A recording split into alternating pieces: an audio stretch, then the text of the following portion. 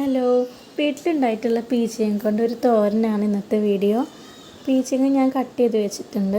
ഇനി ഒരു പാത്രം ചൂടായാൽ അതിലേക്ക് വെളിച്ചെണ്ണ ഒഴിച്ച് കൊടുക്കാം. വെളിച്ചെണ്ണ ചൂടാവുമ്പോൾ കടുക് ചേർത്ത് കൊടുക്കാം. കടുക് പൊട്ടിക്കഴിഞ്ഞാൽ ഒരു 4 അല്ലി വെളുത്തുള്ളി ചതച്ചത് ചേർത്ത് കൊടുക്കാം. ഇനി വെളുത്തുള്ളി ഒന്ന് മൂത്ത് വന്നാൽ അതിലേക്ക് ഒരു സവോള അരിഞ്ഞത് ചേർത്ത് കൊടുക്കാം.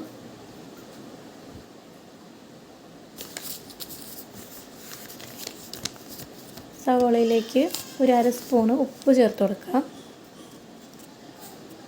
ഉപ്പ് ചേർത്ത് കൊടുത്ത് വഴന്ന് വന്നാൽ അതിലേക്ക് ഒരു 3 ഉണക്കമുളക് ചേർത്ത് കൊടുക്കാം. ഇതെല്ലാം കൂടി നന്നായിട്ട് വഴന്ന് വരുമ്പോൾ നമുക്ക് പീച്ചിങ്ങ കട്ട് ചെയ്ത് വെച്ചത് ചേർത്ത് കൊടുക്കാം.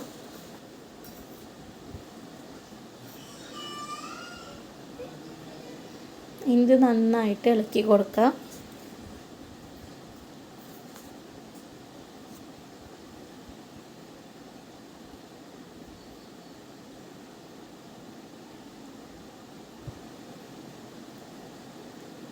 നന്നായി ഇളക്കി കൊടുത്തതിന് ശേഷം ഇതൊന്ന് തീ കുറച്ചിട്ട് മൂടി വെച്ചിട്ട് വേവിച്ചെടുക്കാം.